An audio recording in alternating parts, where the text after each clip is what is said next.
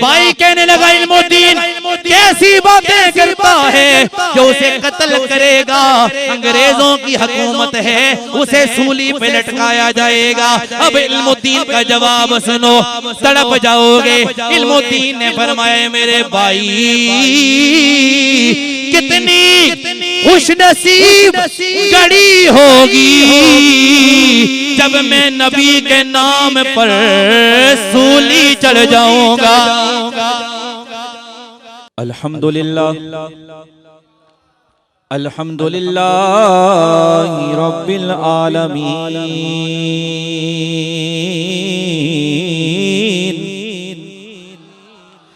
वल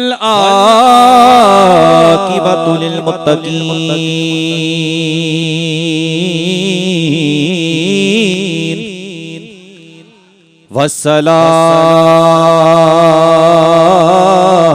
वस्सलातु वस्सलामु अला सय्यिदिल अंबिया वल मुरसलीन। अम्मा बाद फाऊज़ु बिल्लाहि मिनश शैतानिर रजीम। बिस्मिल्लाहिर रहमानिर रहीम। वरफ़अना लका ज़िक्रक आमन्तु बिल्लाहि सदक़ल्लाहुल अज़ीम।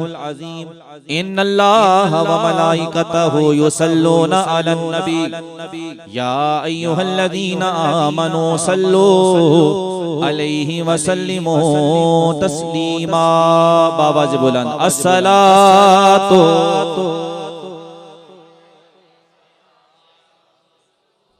या मुस्तफा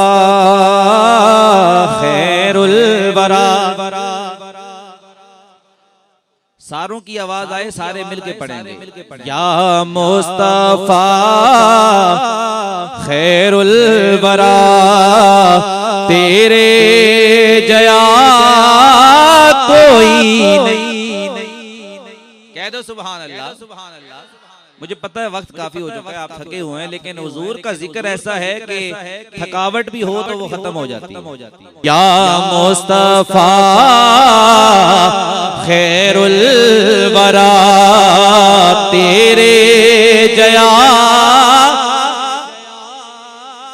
माशाअल्लाह सबकी आवाज आए। या मुस्तफा खैरुल वरा तेरे जया कोई नहीं किन्नो कवा तेरे जया आका तेरे जया।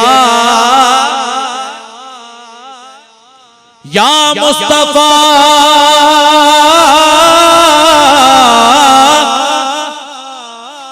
या मुस्तफा खैरुल वरा तेरे जया कोई नहीं किन्नो कवा तेरे जया आका तेरे जया। और जब मेरे नबी को हजरत हलीमा लेकर अपने घर गई, शायर ने मंजर बयान किया। शायर कहता है गोद च लेके सरकार नू आखे हलीमा दिलदार नो आखे हलीमा सादिया आका तेरे जया आखे हलीमा सादिया आका तेरे जया। और अकसा दे विच आका मेरे पढ़ के नमाज पीछे तेरे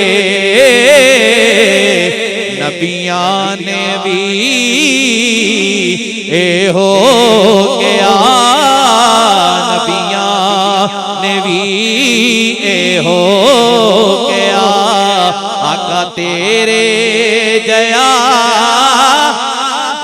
कोई नहीं नबिया ने भी ए हो गया आका तेरे जया कोई नहीं या मुस्तफा खैरुल वरा आका तेरे जया कोई नहीं। मैंने आपके सामने आयत करीमा पढ़ी है, उसी को मौजू गुफ्तगू बनाऊंगा। तवज्जो फरमाइएगा। हमारा अकीदा ये है कि नबी का जिक्र मेरे रब ने बुलंद किया। जिसे बात समझ आ रही है हाथ उठाकर बोले सुभान अल्लाह। मेरे नबी का जिक्र मेरे रब ने बुलंद किया है। मेरे नबी के जिक्र को अल्लाह ने बुलंद फरमाया। अब मैं एक और बात उलमा इकराम तशरीफ फरमाएं, ये जब्बार साहब हों या मैं हूं या अल्लामा साहब हों, कोई भी हो, अगर हम हुजूर के जिक्र की महफिल ना सजाएं तो क्या हुजूर का जिक्र मिट जाएगा? भाई देखें, मैं भी महफिल ना सजाऊं, करते करते पूरे पाकिस्तान में महफिलें बंद हो जाएं, पाबंदी लग जाए, हैं जी, पाबंदी लग जाए, तो क्या मेरे नबी का जिक्र बुलंद हो? क्या मेरे नबी का जिक्र मिट जाएगा? भाई सारे जिक्र करना छोड़ दे, क्या मेरे नबी का जिक्र खत्म हो जाएगा? भाई सारों पे पाबंदी लग जाए कि महफिल नहीं सजा सकते, महफिल नहीं कर सकते, कोई भी नात नहीं पढ़ सकता, नात नहीं सुना सकता, कोई महफिल सजा नहीं सकता, पाबंदी लग जाए पूरे मुल्क में, क्या मेरे नबी का जिक्र मिट जाएगा? जवाब आता है नहीं। ए रब, सारों ने जिक्र छोड़ दिया, अब जिक्र कहां से आएगा? जवाब आएगा, लोगों मोहम्मद को तुमने नहीं बनाया, मोहम्मद को मैंने बनाया है। या अल्लाह, बात समझ नहीं आई, मतलब क्या? फरमाया मेरा रसूल मोहम्मद है। मोहम्मद का माना है अल्लज़ी युहमदु हम्दन बादा हम्दिन। मतलब क्या है? वो मोहम्मद का माना ये है जिसकी तारीफ कभी खत्म ना हो, मुसलसल होती रहे।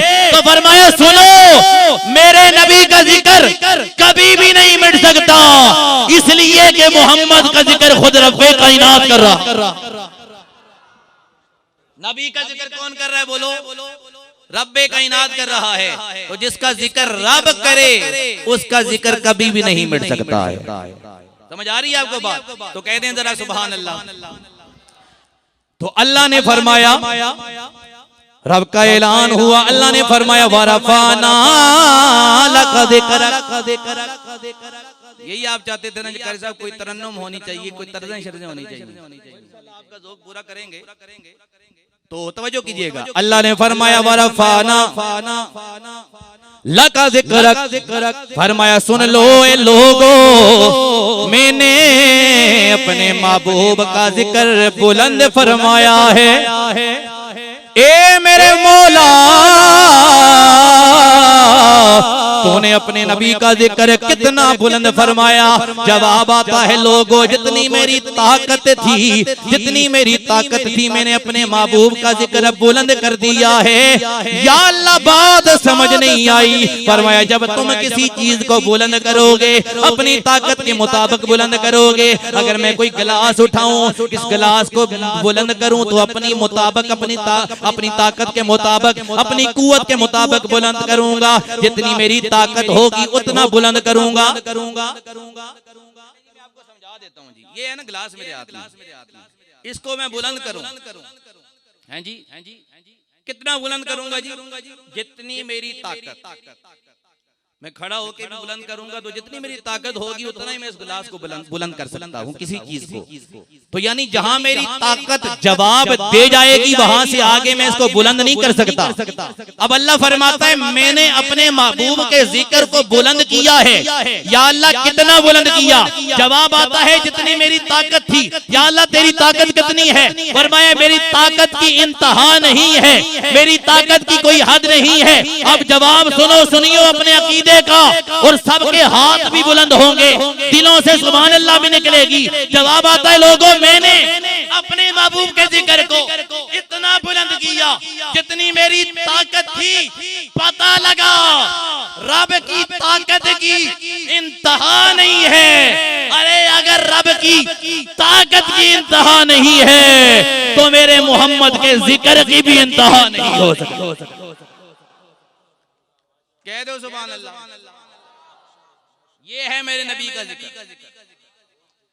फिर हम क्यों ना कह दें खुदा है जाकिर मेरे नबी का, खुदा है जाकिर मेरे नबी का, ये जिक्र उनका खत्म ना होगा। खुदा है जाकिर मेरे नबी का, ये जिक्र उनका खत्म ना होगा। अज़ल से महफिल मेरे नबी की, अज़ल से महफिल मेरे नबी की सजी हुई है, सजी रहेगी। अज़ल से महफिल मेरे नबी की सजी हुई है, सजी रहेगी। तो मेरे नबी के जिक्र को अल्लाह ने बुलंद किया। तो तवज्जो कीजिएगा, कितना बुलंद किया, कितना बुलंद किया नबी के जिक्र को। और याद रखिए हम किसी बाकी नबियों का जिक्र करेंगे वो भी रहमत। हजरत मूसा का जिक्र करेंगे वो भी रहमत, हजरत ईसा का जिक्र करेंगे वो भी रहमत, हजरत यहया का जिक्र करेंगे वो भी रहमत, और हजरत मूसा का जिक्र करेंगे वो भी रहमत है। अब आइए सूरह यूसुफ है, सूरह यूसुफ उसकी आयत नंबर 111। कितनी जी? 111। और पारा है 12वां, सूरत नंबर 12 है, 12वां और 13वां पारा, यानी इसमें सूरह यूसुफ मौजूद है ना, तो ये 13वां पारा बनता है। आखिरी आयत है सूरह यूसुफ की, 111 नंबर आयत। तवज्जो कीजिएगा, 111 नंबर आयत है, सूरत 12वीं, 12 नंबर सूरत, आयत नंबर 111। अल्लाह ताला ने इरशाद फरमाया, और अगर आप गौर करें तो सारी बात 11 और 12 के दरमियान। घड़ी है ना, घड़ी मिसाल के तौर पे मैं आपको ऐसे समझा रहा हूँ। घड़ी हो, घड़ी इंसान के पास, उस घड़ी में आप देखें 9, 10, 11, 12, 12 के बाद 13 तो नहीं है, 12 के बाद क्या है जी? सारे बोले क्या है? शायद समझ आ गई आपको बात। भाई घड़ी भी यह बता रही है 11 के बाद 12 आएगा, 12 के बाद 1 आएगा। समझ नहीं आई? तवज्जो कीजिएगा, घड़ी भी गोया ये बता रही है 10, 11, 12, 12 के बाद 13 नहीं 1 है। घड़ी भी गोया बता रही है 11 तक पहुंचोगे तो 12 तक पहुंचोगे, जब 12 तक पहुंचोगे तो 1 तक पहुंचोगे। क्या मतलब? 11वीं वाला है गौसे आजम, 12वीं वाला है मेरा नबी। मतलब क्या? तुम 11वीं वाले तक पहुंचोगे वो 12वीं वाले तक पहुंचाएगा, और 12वीं वाले तक पहुंचोगे वो एक खुदा तक पहुंचा देगा।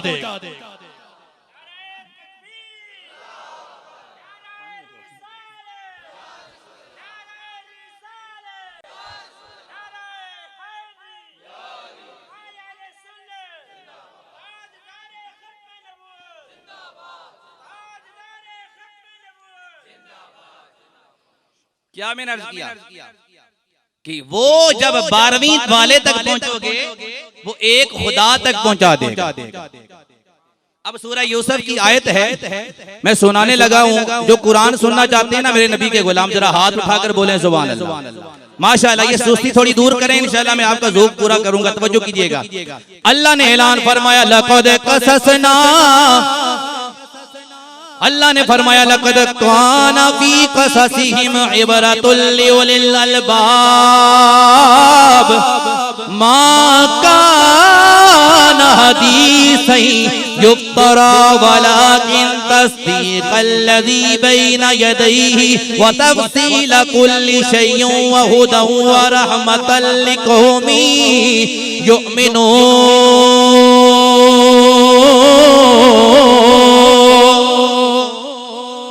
अल्लाह ने फरमाया लोगों, उनके किस्सों में, उनके वाक़ियात में, उनकी बातों में, उनके जिक्र में अल्लाह ने सबक रखा हुआ है। किन लोगों की बातों में? जवाब आता है सूरह यूसुफ है तो आप कहेंगे जनाब हजरत यूसुफ अलैहिस्सलाम की बात हो रही है या याकूब अलैहिस्सलाम की बात हो रही है। उनके जिक्र में अल्लाह ने सबक रखा है। आगे अल्लाह ने फरमाया मा काना हदीसन युफ्तरा वलाकिन तस्दीक़ल्लज़ी बैना यदैहि। इन बातों को मन गढ़ंत ना कहना, वो बातें क्या हैं, उनकी बातों में, उनके जिक्र में क्या है। फरमाया हुदाऊं, फरमाया कि उनके जिक्र में हुदाऊं व रहमा, उनके जिक्र में हदायत भी है, रहमत भी है। क्या मतलब? फरमाया तुम उनकी बातें करो तो सही, उनका जिक्र करो तो सही, उनके वाक़ियात बयान करो, तुम्हें रहमत भी मिल जाएगी, तुम्हें हदायत भी मिल जाएगी। पता लगा उनके जिक्र में रहमत है, तवज्जो करना, उनके जिक्र में रहमत है किन के? आप कहेंगे यूसुफ अलैहिस्सलाम, हजरत याकूब अलैहिस्सलाम के जिक्र में। तो मैं कहूंगा सूरह यूसुफ पे सिर्फ हजरत यूसुफ का जिक्र तो नहीं, सिर्फ याकूब अलैहिस्सलाम का तो नहीं, जुलेखा का भी है, यूसुफ अलैहिस्सलाम के भाइयों का भी है, और जनाब बाकी लोगों का भी है, कैदियों का भी है, अजीजे मिस्र का भी है, बाकी लोगों का भी है, उन मिस्र की औरतों का भी है। पता ये लगा कि सिर्फ हजरत यूसुफ अलैहिस्सलाम की बात नहीं हो रही, नबियों की बात नहीं हो रही, उनके जिक्र में, यानी अल्लाह वालों के जिक्र में, अल्लाह के प्यारों के जिक्र में रहमत भी है, हदायत भी है। अल्लाह फरमाते हैं उनके जिक्र से तुम्हें सबक मिलेगा। हम अल्हम्दुलिल्लाह नबी के गुलाम है और नबी की बात जान देनी पड़े तब भी नबी की बात नहीं छोड़ेंगे, नबी की बात करेंगे। अबू जहल का आपने नाम सुना है ना, जाहिलों का बाप अबू जहल। वो नबी की बारगाह में आया, जनाब मुट्ठी बंद है, और नबी से कहता है ए मोहम्मद अगर आप नबी हो तो बताओ मेरी मुट्ठी में क्या है। तो मेरे आका ने फरमाया मैं बताऊं या मुट्ठी में जो चीज है वो खुद बोल के बताए। अब तवज्जो कीजिएगा। अबू जहल मेरे नबी की बारगाह में आ गया, कहने लगा ए मोहम्मद सल्लल्लाहु अलैहि वसल्लम अगर आप अल्लाह के नबी हो तो बताओ मेरी मुट्ठी में क्या है। मेरे नबी ने फरमाया तेरी मुट्ठी में मैं बताऊं या मुट्ठी में जो चीज है वो खुद बोल के बताए कि मैं कौन हूँ। उस अबू जहल की मुट्ठी में कंकरियां थी, पत्थर थे। उसने सोचा इन्हें क्या मालूम मेरी मुट्ठी में क्या है। मेरे नबी का इशारा हुआ, मेरे नबी का इशारा हुआ, उस मुट्ठी में कैद कंकरियों ने पढ़ना शुरू कर दिया। अशहदु अल्ला इलाहा इल्लल्लाह वहदहु ला शरीका ला व अशहदु अन्ना मुहम्मदन अब्दुहु व रसूलुहु। नबी का कलमा पढ़ना शुरू कर दिया। अब तवज्जो करना, ये पत्थर हैं, बेजान चीजें हैं। अबू जहल की मुट्ठी में कैद में होने के बावजूद, काफिर की कैद में होने के बावजूद जब नबी की बात करने का मामला आया वो कंकरियां भी बोल पड़ी। अरे अगर कंकरियां मेरे नबी का नाम कैद में होने के बावजूद मेरे नबी का नाम लेना नहीं छोड़ती तो मोहम्मद का गुलाम नबी का जिक्र कैसे छोड़ सकता है। समझ आ रही है आपको बात? कंकरियां नबी का जिक्र नहीं छोड़ती तो फिर हम मोहम्मद मुस्तफा के गुलाम नबी का जिक्र कैसे छोड़ सकते हैं। हम तो ये कहते हैं मोहम्मद हमारे बड़ी शान वाले, मोहम्मद हमारे, मोहम्मद हमारे बड़ी शान वाले। सबकी आवाज आए, लगाते हैं नारा ये ईमान वाले, लगाते हैं नारा ये ईमान वाले। जरा हाथ उठाओ नबी के गुलामों, मोहम्मद हमारे बड़ी शान वाले, मोहम्मद हमारे। सबकी आवाज आए, लगाते हैं नारा ये ईमान वाले, मोहम्मद हमारे बड़ी शान वाले। तो लोगों, हम अल्लाह के महबूब नबी के गुलाम हैं, कोई भी ताकत हमें नबी के जिक्र से नहीं रोक सकती। हम कल भी नबी की बात कर रहे थे, आज भी नबी की बात कर रहे हैं। जब तक हमारी सांसें चल रही हैं, हम नबी की बात करते रहेंगे। गोलड़े के शहनशाह पीर मेहर अली शाह का नाम सुना है ना आपने? वो मेहर अली जब खत्म नबूवत का मामला आया तो गुलाम अहमद कादियानी ने नबूवत का दावा कर दिया। और जब सारे परेशान हैं मुसलमान कि अब क्या करें, इसका मुकाबला कौन करेगा, सारों की नजर गोलड़े के शहनशाह पे पड़ती है। ए मेहर अली, आप बताएं अब क्या करें। सारे मेहर अली के दरवाजे पे आप ही इस मामले में मदद कर सकते हैं, मामला हल कर सकते हैं, आप ही दीन पर पहरा दे सकते हैं। हजरत पीर मेहर अली शाह ने चेहरे पे आपके मुस्कुराहट आई, आप खड़े हुए और आपने फरमाया, हाँ कल पहले करबला के मैदान में भी मेरे घर वालों ने पहरा दिया था, मेरे आबाओ अजदाद ने पहरा दिया था, सैयदों ने पहरा दिया था, करबला में भी सैयदों ने पहरा दिया था। आज भी हुसैन का बेटा दीन पे पहरा दे। और फिर वो पहरा दिया कि आज तक कादियानियत, दुनिया कादियानियत जब मेहर अली का नाम सुनती है तो दुनिया कादियानियत पे जलजला तारी हो जाता है। वो मेहर अली है। आपसे किसी ने कहा, हजरत तुसा पीर हो, पीरी फकीरी करो, छोड़ो ना गल्ला। ये तो मौलवियों का काम है मुनाजरे करना, मुकाबले करना। आप पीर हैं, गद्दी संभालें, हाथ चुमाएं, बात खत्म। आपके तारीखी अल्फाज जो आज भी किताबों के अंदर मौजूद हैं। आपने फरमाया, मुझे कहते हो कि जनाब इन बातों को छोड़ो, अपनी गद्दी संभालो, सुनो मेहर अली का पैगाम और दुनिया वालों को बता दो। पैगाम सुनो मेहर अली का, कोई खामोश नहीं बैठेगा, दिलों से सुभान अल्लाह निकलेगी। फिर मेहर अली शाह ने फरमाया, तुम मुझे कहते हो कि इन बातों को छोड़ दो, इन बातों को छोड़ दो, ये बातें आपकी करने वाली नहीं, पीरी फकीरी करो। सुनो मेहर अली का पैगाम ये है, जिस पीरी फकीरी में नबी की बात, नबी की खत्म नबूवत की बात ना हो, मुझे मेहर अली से ऐसी बेगैरती वाली फकीरी नहीं होती। ऐसी बेगैरती वाली फकीरी नहीं होती। मेहर अली ने पैगाम दे दिया दुनिया वालों को, जो मोहम्मद का गुलाम है वो नबी की खत्म नबूवत पे पहरा दे। और वो मेहर अली हैं जिन्होंने मेरे नबी को देखकर नात पढ़ी। कोई नात पढ़ता है, लिखता है नबी के तसव्वुर में, नबी के ख्यालात में। मेहर अली वो है जो चेहरा मुस्तफा देख रहा था, साथ मेरे नबी की नात पढ़ रहा। और अगर आप कहें तो वो नात आपको सुना दो, ऐसे नहीं, सुभान अल्लाह की आवाज। आपने जब मेरे नबी का चेहरा देखा तो आप बोल पड़े, आपने फरमाया सुभान अल्लाह।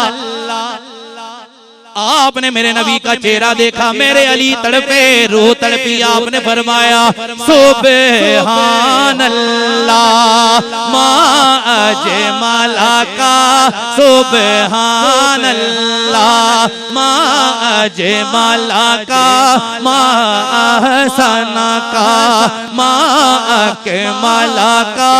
किथे मेरे अली, किथे तेरी सना, किथे मेरे अली, किथे तेरी सना। मुश्ताक अखियां किथे जा अड़ियां। आपने आपने फरमाया मैं नबी की नात पढ़ रहा हूँ, नात नबी की पढ़ रहा हूँ और नबी की ज़ियारत भी कर रहा हूँ। तो पीर ऐसे होते जो खत्मे नबूवत की बात करने वाले हैं। अब आइए जिन्होंने मेरे नबी की बात की है उन्हें मिला क्या है। अब ये वाकया सुने और मेरी गुफ्तगू खत्म। हजरते इल्मुद्दीन शहीद का नाम किस किस ने सुना है जी? सारे हाथ उठाए ना माशाअल्लाह, सबने सुना इल्मुद्दीन का नाम। ना कोई बड़े कबीले से तल्लक, ना किसी ओहदे पर फाइज, ना जनाब कोई बहुत बड़े आलिम थे, हाफिज थे, कारी थे, मुफ्ती थे, नहीं, आम सा इंसान था, तरखानों का मुंडा। आपकी जुबान में कह रहा हूँ, तरखानों का बेटा, लकड़ी का काम करने वाले, जिनको आप अपनी जुबान में मिस्त्री भी कहते हैं, आम बंदा। लेकिन मकाम ऐसा मिला कि कायदे आज़म मोहम्मद अली जीना जैसा बंदा, अल्लामा इकबाल जैसा बंदा आपके जनाजे में खड़े होकर कहते हैं असां ते गल्लां करते रह गए, तरखाना दा मुंडा बाजी लै गया। हैं जी, ये तारीखी अल्फाज आज भी किताबों के अंदर मौजूद हैं। तो सुनिए इल्मुद्दीन कौन है? इल्मुद्दीन लाहौर की सरजमीन पे पैदा होने वाला नबी का आशिक, ओ आशिक रसूल इल्मुद्दीन शहीद रहमतुल्लाहि ताला अलैह। जब राजपाल ने मेरे नबी की तौहीन की, इल्मुद्दीन फरमाते में एक मर्तबा में जा रहा था, मैंने क्या देखा, एक जलसा मुनक्कद है, लोग जमा हैं, एक आलिम दीन तकरीर कर रहा है। वो आलिम दीन तकरीर करते हुए कहता है, लोगों राजपाल ने मेरे नबी की तौहीन की है, उसने मेरे नबी की गुस्ताखी की है, जो उसे वासले जहन्नम करेगा उसे जन्नत मिलेगी। वो क़यामत वाले दिन कामयाब हो जाएगा। हजरत इल्मुद्दीन फरमाते मैंने अपने भाई से पूछा, ए मेरे भाई राजपाल कौन है? भाई कहने लगा इल्मुद्दीन वो काफिर है, उसने मेरे नबी की तौहीन की है। हजरत इल्मुद्दीन फरमाने लगे, भाई अगर जो उसे मारेगा, जो उसे कत्ल करेगा उसे क्या मिलेगा? भाई कहने लगा इल्मुद्दीन कैसी बातें करता है, जो उसे कत्ल करेगा अंग्रेजों की हुकूमत है, उसे सूली पे लटकाया जाएगा। अब इल्मुद्दीन का जवाब सुनो, तड़प जाओगे। इल्मुद्दीन ने फरमाया, मेरे भाई कितनी खुशनसीब घड़ी होगी जब मैं नबी के नाम पर सूली चढ़ जाऊंगा, जब मैं नबी के नाम पर सूली चढ़ जाऊंगा। गोया कह रहे हो करूं तेरे नाम पे जान फीदा, करूं तेरे नाम पे जान फीदा, न बसे दो जहां फीदा, दो जहां से भी नहीं जी बरा, दो जहां से भी नहीं जी बरा, दो जहां से भी नहीं जी बरा। करूं क्या करोड़ों जहां नहीं। इल्मुद्दीन ने फरमाया, मेरे भाई कितनी खुशनसीब घड़ी होगी जब मैं नबी के नाम पे कुर्बान हो जाऊंगा। फरमाते हैं ये पहली इश्क की चिंगारी थी जो मेरे दिल में लगी। फरमाते हैं दूसरी इश्क की चिंगारी कब लगी? फरमाते मैं जा रहा था, एक जनाजा आ रहा है, उस जनाजे को मैंने देखा, बड़ा जनाजा, हजारों लोग उस जनाजे में शरीक हैं। मैं क्या अर्ज कर रहा था, इल्मुद्दीन फरमाने लगे, मैं एक जनाजे में मैंने देखा एक जनाजा आ रहा है, हजारों लोग जनाजे में मौजूद।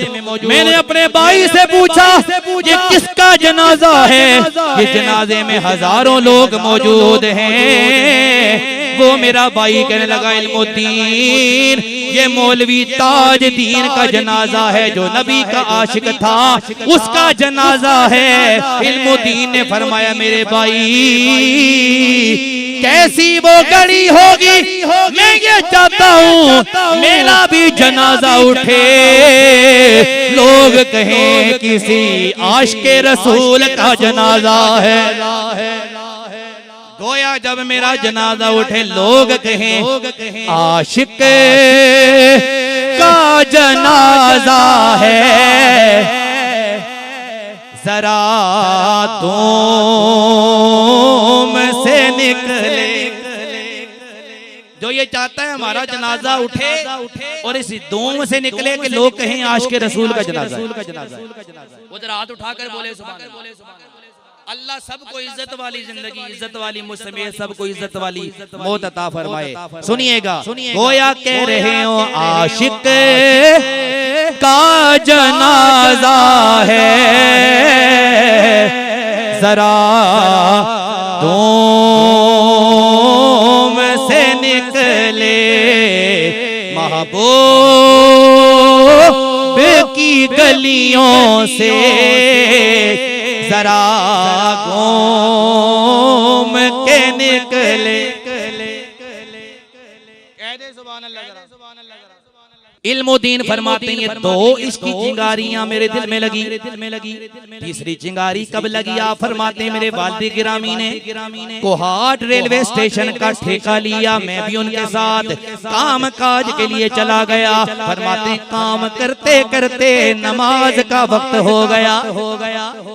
मैं नमाज पढ़ने के लिए चला गया, पता लगा नबी का आशिक जो होता है वो बेनमाजी नहीं होता। नबी का आशिक बेनमाजी, सारे बोलो बेनमाजी नहीं होता। जरा नियत भी करें ना, इंशाल्लाह जो पढ़ते हैं वो भी नियत करें, जो नहीं पढ़ते वो भी नियत करें। जो पढ़ते हैं वो ये नियत करें इंशाल्लाह हमेशा जब तक जिंदगी है नमाज पढ़ते रहेंगे। और खुदा ना खास्ता अगर कोई नहीं पढ़ता वो हाथ उठाकर नियत करे, इंशाल्लाह 5 वक्त नमाज पढ़ेंगे। सारे हाथ उठाए ना माशाल्लाह। अल्लाह सबको तौफीक अता फरमाए। तवज्जो कीजिएगा, इल्मुद्दीन फरमाते हैं लोगों मैं नमाज पढ़ने के लिए, असर की नमाज पढ़ने के लिए मस्जिद में गया। मैं मस्जिद से नमाज पढ़ के बाहर आने लगा, मैंने क्या देखा, सहन में एक बूढ़ा बंदा बैठा हुआ है, एक बूढ़ा बैठा हुआ रो रहा है। मैं उसके करीब गया, मैंने कहा ए बाबा क्यों रो रहे हो? वो बुजुर्ग कहने लगे तू कौन है, तूने क्या करना है मैंने मेरे रोने का मालूम करके। वो कहने लगे इल्मुद्दीन ने फरमाया बाबा तू बता तो सही, क्या पता मैं तेरा मसला हल कर दूं। बाबा कहने लगा तू कौन है, कहां से आया? इल्मुद्दीन ने फरमाया मेरा नाम इल्मुद्दीन है, मैं लाहौर से आया हूं। मैं कहां से आया हूं जी? लाहौर से। मैं लाहौर से आया हूं। बाबा कहने लगा तेरे लाहौर में एक राजपाल ने मेरे नबी की तौहीन की है, इसलिए मैं रो रहा हूँ। या अल्लाह बूढ़ा ना होता, काश मैं बूढ़ा ना होता, तेरे नबी का बदला ले लेता, लेकिन मैं तो चल भी नहीं सकता, इसलिए रो रहा हूँ। इल्मुद्दीन फरमाते हैं लोगों मैंने उस बाबे के आंसू साफ किए और आंसू साफ करके मैंने कहा ए बाबा रोने की जरूरत नहीं है, थोड़े दिन गुजरेंगे तुझे खबर मिल जाएगी कि तरखानों का बेटा नबी के नाम पे कुर्बान हो गया।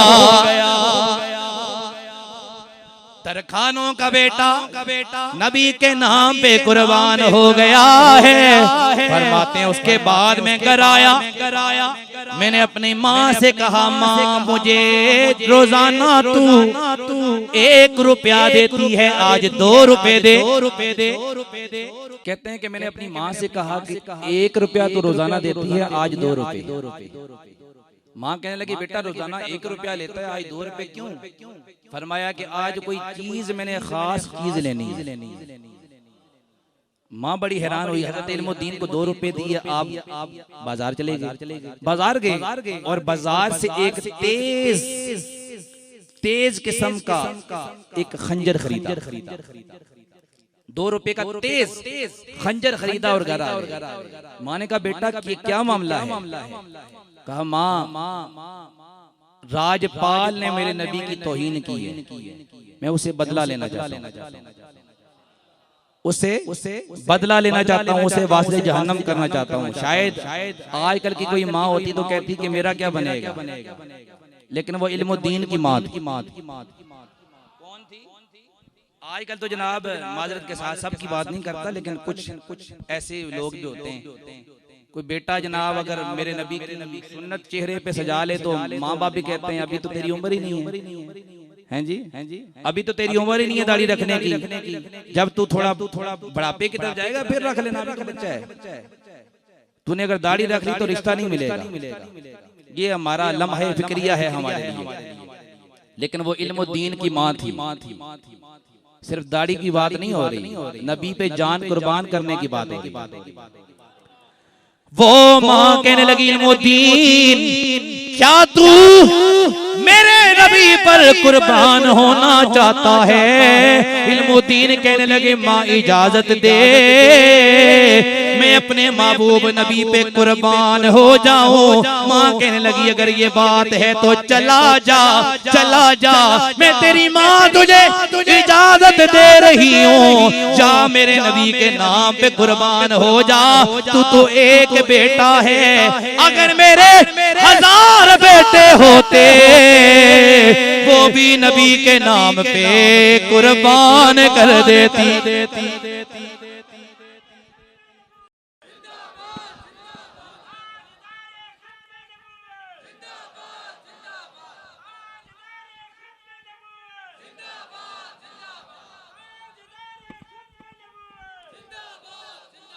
अल्लाह सलामत रखे आपका जज्बा। कह रहे हैं सुभान अल्लाह। माँ कहने लगी तू तो एक है, 1000 होते तो 1000 बेटे भी नबी के नाम पे कुर्बान कर। बीवी के साथ आखिरी मुलाकात करने लगे। बीवी को कहा ए मेरी घरवाली, मैं आज तुझसे आखिरी मुलाकात करके जा रहा हूँ। बीवी डर गई, परेशान हो गई, क्या मामला है? जब पूछा तो इल्मुद्दीन ने यही सारा मामला बता दिया कि नबी की हुर्मत का मामला है, आज मैंने नबी के नाम पे अपना सब कुछ कुर्बान करना है, लिहाजा तू रोके या ना रोके मैंने नबी के लिए जाना है। ये बात कह के आप चुप हो गए। बीवी की आंखों में आंसू हैं, लेकिन रोते हुए कहती है मैं तुझे रोकूंगी नहीं, इसलिए कि मामला हमारी इज्जत का नहीं है, मेरे नबी की इज्जत का है। बीवी कहने लगी ए इल्मुद्दीन मैं तुझे रोकूंगी नहीं, बल्कि मैं तो फख्र करूंगी जब तू नबी के नाम पे कुर्बान हो जाएगा। कयामत वाले दिन जब हम अल्लाह की बारगाह में पेश होंगे, कोई औरत कहेगी मैं फलां की बीवी, कोई कहेगी मैं फलां की बीवी हूँ, मैं फख्र करके कहूंगी ए मेरे मौला मैं उसकी बीवी हूँ जिसने अपनी जान को तेरे महबूब पे कुर्बान कर दिया था, तेरे नाम पे, तेरे महबूब के नाम पे कुर्बान कर दिया था। इल्मुद्दीन अपने घर वालों से आखिरी मुलाकात करके जा रहे हैं। दाता दरबार पे आखिरी हाजिरी दी। आखिरी हाजिरी देने के बाद आपने उसकी दुकान का रुख किया, राजपाल की दुकान पे चले गए। आपने हुलिया ऐसा इख्तियार किया ताकि इसे पता ना चले मैं मुसलमान हूँ। आप उसके करीब जाकर बैठ गए। उसने सोचा मेरा कोई जान पहचान वाला मुझसे मुलाकात करने के लिए आया है। हज़रत इल्मुद्दीन ने फरमाया क्या तू ही राजपाल है?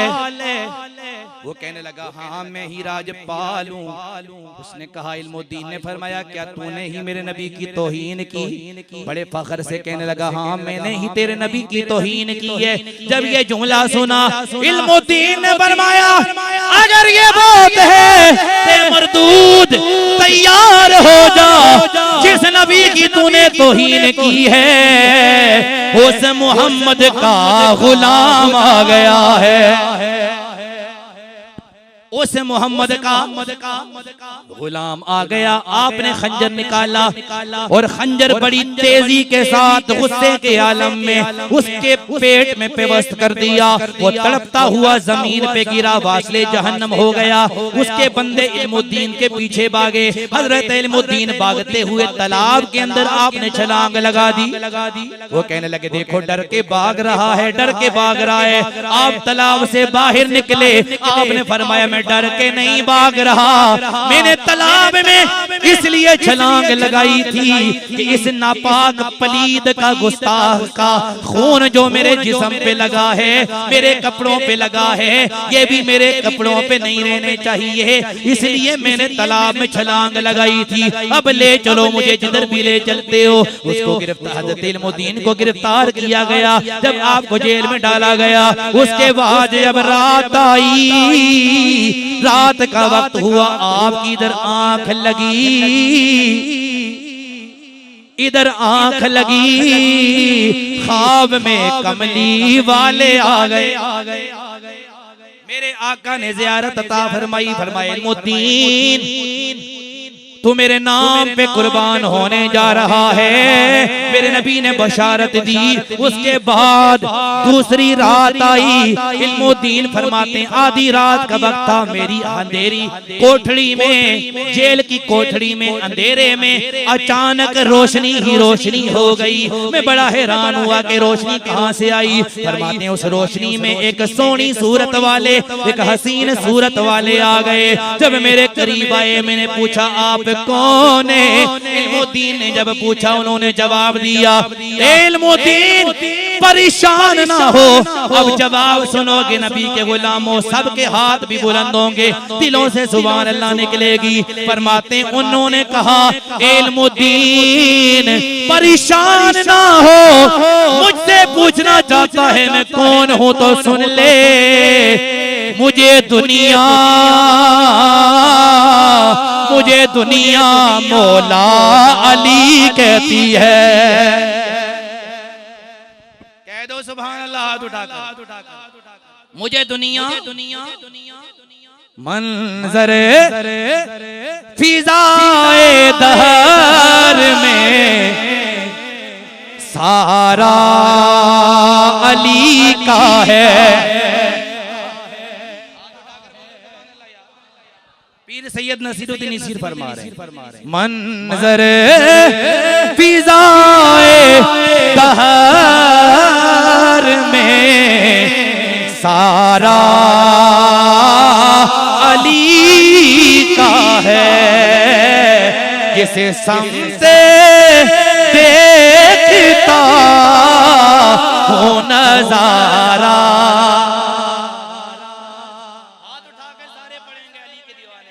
जिसे समझे देखता हूँ नजारा।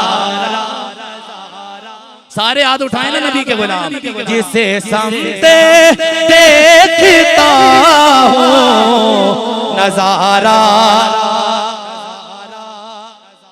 मौला अली ने फरमाया मैं तुझे लेने आया हूँ, नबी की बारगाह में लेके जाने आया हूँ। इल्मुद्दीन से फरमाया, मौला अली ने अपनी आंखें बंद कर अपना हाथ मेरे हाथों में दे। आंखें बंद कर। फरमाते हैं मैंने अपना हाथ उनके हाथों में दिया, अपनी आंखें बंद की। मौला अली ने फरमाया अब आंखें खोल।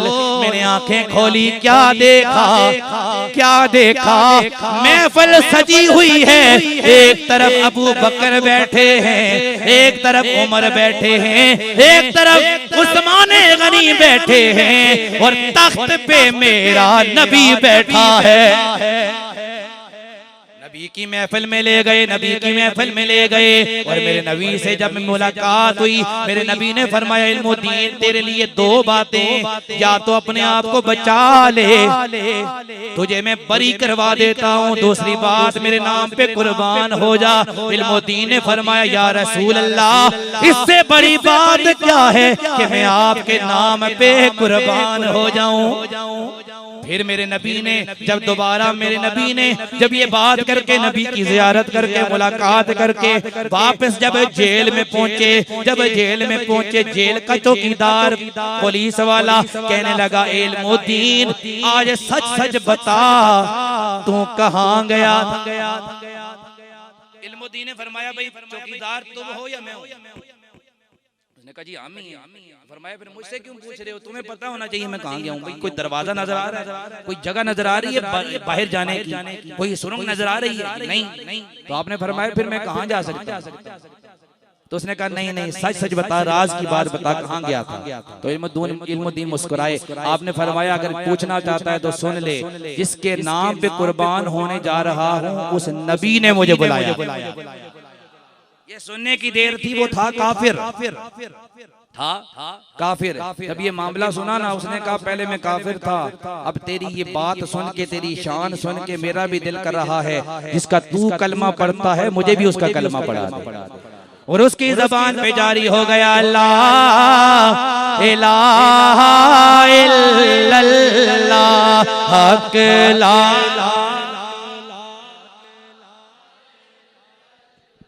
इस कलमे दे राज नयारे, इस कलमे दे राज नयारे ने इसे डूबे हुए बेड़े तारे ने सानू दसिया नबी जी प्यारे ने, बोलो ला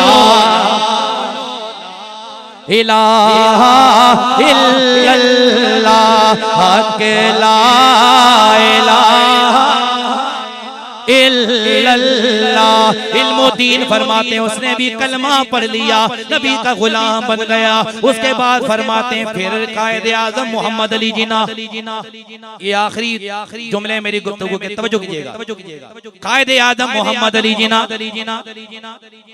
आप जेल में आ गए मुलाकात के लिए। आपने फरमाया इल्मुद्दीन दो बातें, या तो जो है तू ये बात कह दे कि मैंने ये जो काम किया था ना उसको कत्ल किया था, होशो हवास में नहीं किया, तुझे बरी कराना मेरा काम, या दूसरा तेरी मर्जी, तू सूली पे चढ़ने के लिए तैयार हो जा, तेरी मर्जी है। तो इल्मुद्दीन ने फरमाया मोहम्मद अली जिना आपका एहतराम अपनी जगह, लेकिन मैं ये कैसे कह सकता हूँ कि मैं होशो हवास में नहीं था। मैं तो ये कहता हूँ पूरी जिंदगी मैं बेहोश रहा, मुझे होश तब आया है जब मैंने अपने महबूब के गुस्ताख को वासले जहन्नम कर दिया। कायदे आज़म मोहम्मद अली ने जब ये बात सुनी ना, आपने फरमाया ये मेरी बात नहीं सुनेगा, इसका जज्बा जो है ना वो अपने उरूज पर है, ये अपनी जगह ठीक कह रहा है। तो कायदे आज़म मोहम्मद अली जिना खामोश हो गए।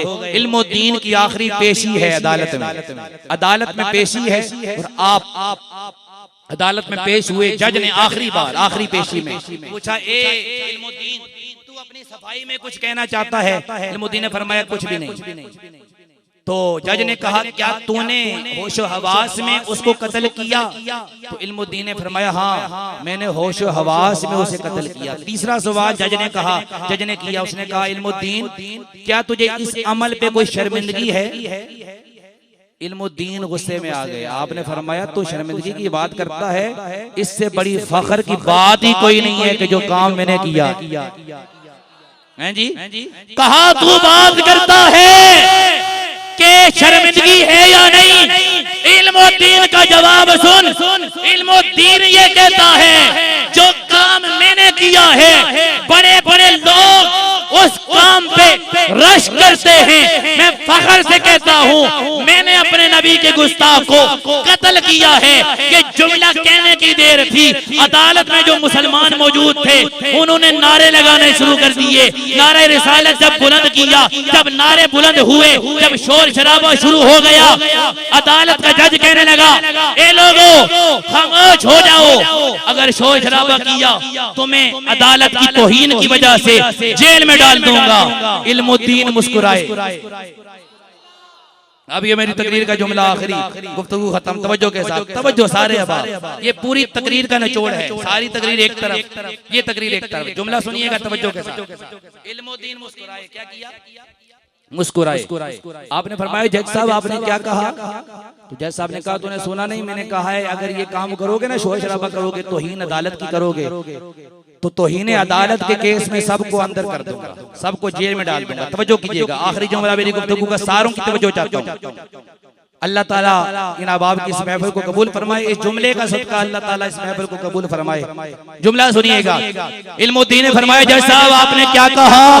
जज साहब कहने लगे इल्मुद्दीन क्या तुझे समझ नहीं आई बात? मैंने ये कहा है अगर तौहीन अदालत की तौहीन करोगे सबको जेल में डाल दूंगा। इल्मुद्दीन ने फरमाया जज साहब अब खुद सोचो, अगर आपसे तौहीन अदालत बर्दाश्त नहीं होती तो हम मुसलमानों से तौहीन रिसालत कैसे बर्दाश्त हो सकती? कह दो सुभान अल्लाह। कहा आपसे अगर तौहीन अदालत बर्दाश्त नहीं होती तो हमसे तौहीन रिसालत कैसे बर्दाश्त हो सकती है? मेरी गुफ्तगू खत्म। गोया इल्मुद्दीन भी ये कह रहे थे, सारे मेरे साथ मिलके पढ़ें और फिर हम सलाम पढ़ के दुआ करते हैं। इल्मुद्दीन भी गोया कह रहे हैं जज साहब हमें आप इस काम से नहीं रोक सकते, हम मुसलमान इस काम से नहीं रोक सकते, हमारा जज्बा बढ़ता रहेगा। उसकी वजह ये है लब पर नाते पाक का नगमा कल भी था और हाथ उठाकर सारे पढ़ लो, अल्लाह इन हाथों को किसी का मोहताज न करे, सबकी आवाज आए लब पर नाते पाक का नगमा।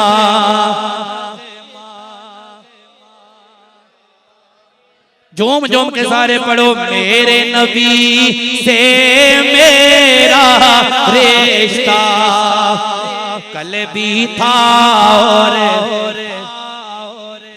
मेरे नबी से मेरा रिश्ता कल भी था और बतला दो गोस्ताखे नबी को गैरत मुस्लिम जिंदा है, गैरत मुस्लिम जिंदा है। बतला दो गोस्ताखे नबी को गैरत मुस्लिम जिंदा है। उन पे मर मिटने का जज्बा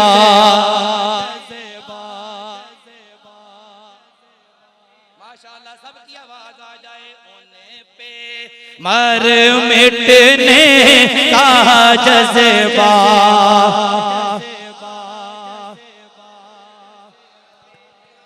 ताजदारे खत्म नबूवत, हाथ उठाकर ताजदारे खत्म नबूवत, ताजदारे खत्म नबूवत, ताजदारे खत्म नबूवत।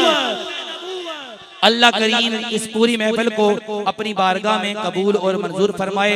ये हाफिज जब्बार साहिब और इनके जितने भी भाई और जितने भी मुआवनीन जिन्होंने ये खूबसूरत महफिल मेरे नबी के जिक्र की सजाई, दुआ फरमाए अल्लाह इस काबिश का सदका जब्बार साहिब और इनके अहले खाना को बरकतें अता फरमाए और अल्लाह इनकी जान माल इज्जत में बरकतें अता फरमाए। अल्लाह मेरा और आप सबका हामी और नासिर हो। जितने उलमाए कराम तशरीफ लाए अल्लाह सबको बरकतें अता फरमाए। अल्लाह मेरा और आप सबका हामी और नासिर हो। वमा अलैना इल्लल बलागुल मुबीन।